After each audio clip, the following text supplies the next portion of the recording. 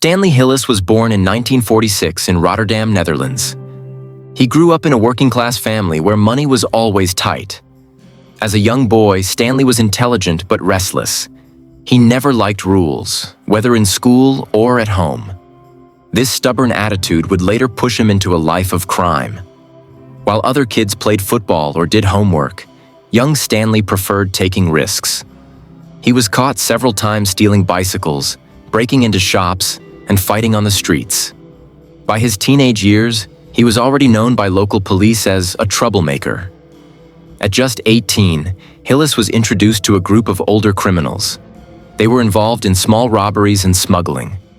Stanley quickly learned how to plan a heist, how to avoid the police, and how to intimidate rivals. This marked the beginning of his criminal career.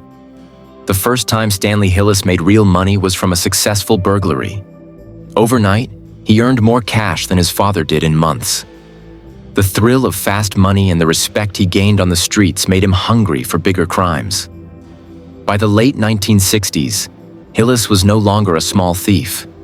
He was building a reputation as a fearless man who could pull off dangerous robberies. People began to call him de Ouwe, the old man, because he carried himself with the authority and seriousness of someone much older. Bank robberies became Stanley Hillis's specialty. Unlike many reckless robbers, he planned everything carefully, from escape routes to police response times. He became known for precision and control, which made him stand out in the underworld. What made Hillis different from other criminals was his mix of fearlessness and intelligence. He was willing to take risks, but only after planning every detail. This made him a respected figure even among rival gangs. Stanley did not work alone. He built a loyal crew of tough men who trusted him completely. He rewarded loyalty with money but punished betrayal with violence. In the criminal world, this balance kept his team both feared and respected. During the 1970s and 1980s, Stanley Hillis and his crew were behind some of the most spectacular bank robberies in the Netherlands. The police often arrived too late, and Hillis would vanish with millions. The Dutch police knew who Hillis was, but they could rarely catch him. He was too smart to leave evidence. Whenever he was arrested, he found clever ways to beat the charges in court. This only increased his legend. Stanley Hillis often used disguises to trick both the police and his enemies. He could change his appearance, his accent, and even his mannerisms. This ability made him hard to track and nearly impossible to trap. By the 1980s, Hillis saw that drugs were far more profitable than robberies. He slowly shifted into hashish and cocaine smuggling, working with international networks. This move made him even richer and more powerful. To secure a steady drug supply, Hillis built connections with traffickers in South America. He arranged shipments of cocaine into Europe, hiding them in cargo ships and trucks. This international link elevated him to another level. By the 1990s, Stanley Hillis was no longer just a robber. He was a godfather figure. He had influence over multiple gangs, from Amsterdam to Rotterdam. Criminals came to him for advice, protection, and alliances. People feared Hillis not just for his crimes, but for his presence. He was calm, quiet, and rarely raised his voice. But everyone knew that crossing him meant certain punishment. This silent intimidation made him even more dangerous. Stanley became known as an underworld banker. He laundered money, funded new operations, and even settled disputes between gangs. His role was bigger than just crime. He became a decision-maker in the Dutch underworld. With power came enemies. Other gangs wanted to take over his drug routes and his money. Hillis survived several assassination attempts, proving his ability to stay one step ahead. Despite being watched constantly, Hillis managed to escape major convictions.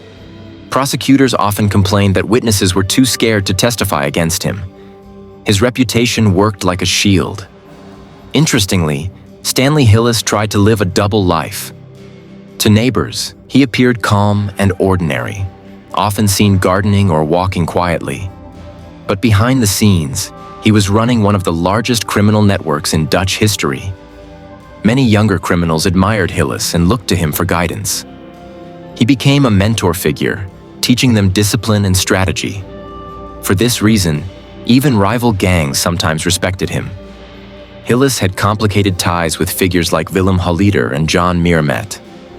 Sometimes they worked together, sometimes they clashed. But Hillis always managed to survive, even when others were killed. Hillis was smart with money. He invested in real estate, businesses, and offshore accounts. Unlike reckless gangsters who wasted money, Hillis built financial safety nets. One of Hillis's strongest weapons was silence. He never revealed too much to anyone. Police interrogations failed because Hillis simply refused to talk. This habit made him unpredictable. For decades, police investigations failed because Hillis seemed to know their moves in advance. Many suspected he had informants inside the police or government. By the early 2000s, Hillis had become a living legend. His name carried weight in every corner of the Dutch underworld. Younger gangsters whispered his name with both fear and admiration. During his later years, a new generation of Moroccan Dutch gangs, known as the Macro Mafia, began to rise.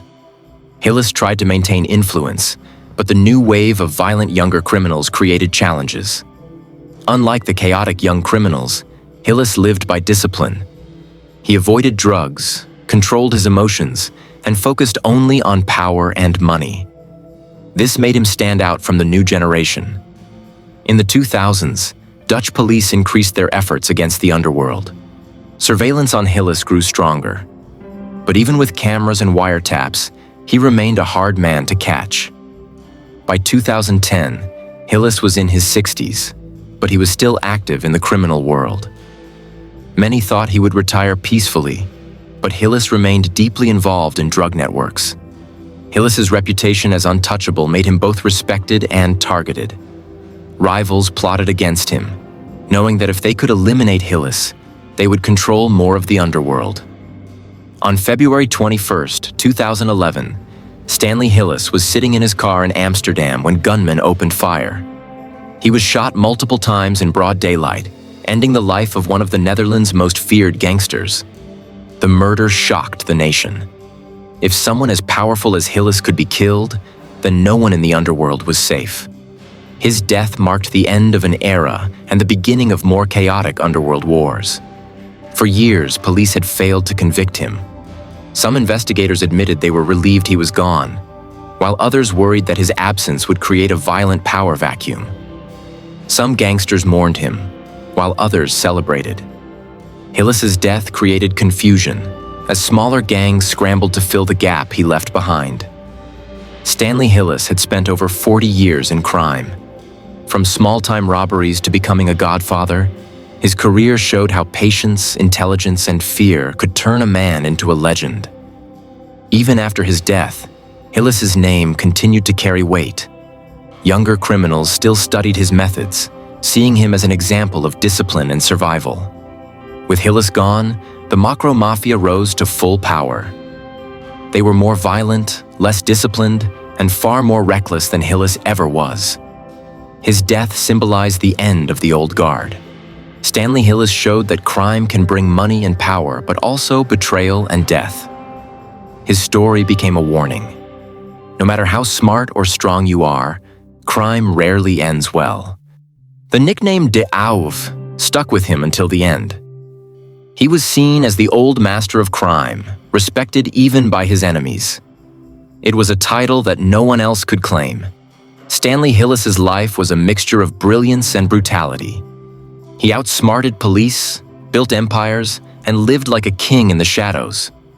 But in the end, the bullets that ended his life proved that even the most feared gangster cannot escape fate.